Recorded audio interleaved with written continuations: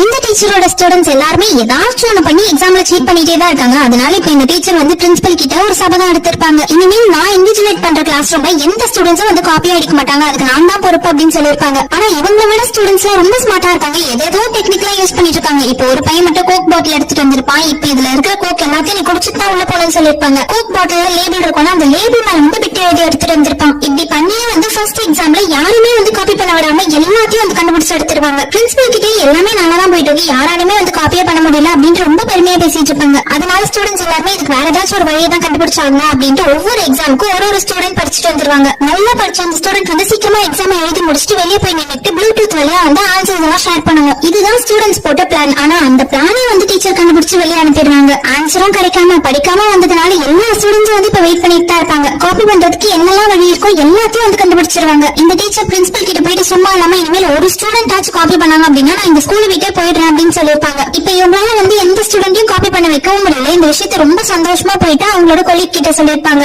அவங்களுக்கு வந்து இவங்க பார்த்து பயங்கர பொறாம, நம்மளால பண்ண முடியாததை இவ பண்றாளே அப்படின்ட்டு ஆத்திரம் தாங்க முடியல. அதனால இப்ப கிளாஸ்க்கு இன்விஜிலேஷனுக்கு போயிருப்பாங்க. வேணுமே வந்து எல்லா ஸ்டூடெண்ட்ஸையும் வந்துட்டு நீங்க எவ்வளவு நாள் விட்டு அடிச்சுக்கோங்க அப்படின்ட்டு விட்டுறாங்க. ஸ்டூடெண்ட்ஸ் வந்து டீச்சர் இருக்காங்களே அப்படின்ட்டு கொஞ்சம் கூட பயமே இல்லாம வந்துட்டு எல்லாரும் வந்து காப்பி பண்ணி எழுதிருவாங்க. இந்த விஷயம் பிரின்சிபலுக்கும் தெரிய வந்துரும். இவங்க வந்து அந்த இன்னொரு டீச்சர் கிட்ட சொல்லாம இருந்திருந்தா கூட பரவாயில்ல, ஆனா அந்த இன்னொரு டீச்சர் வந்து பொறாம தாங்க முடியாம இப்படி பண்ணதுனால இப்ப இந்த விஷயம் பிரின்சிபல் வரைக்கும் போயிருச்சு. இந்த எக்ஸாம்லயே எல்லா ஸ்டூடெண்ட்ஸும் காப்பி பண்ணி தான் எழுதிட்டாங்க அப்படின்ற விஷயம் தெரிய வந்த உடனே இப்ப அவர் வந்து ஸ்கூல் வீட்லாம் அனுப்ப மாட்டாரு, அந்த டீச்சருக்கு வந்து பனிஷ்மெண்ட் கொடுத்துருவாரு. ஸ்டூடெண்ட்ஸ் தப்பு பண்ணா எப்படி கிரவுண்ட சுத்தி சுத்தி ஓடணுமோ இப்ப என்னதான் இங்க ஸ்டூடெண்ட்ஸே தப்பு பண்ணிருந்தாலும் ஸ்டூடெண்ட்ஸ் கூட சேர்ந்து டீச்சரும் வந்து கிரவுண்ட சுத்தி ஓடிட்டு இருக்காங்க.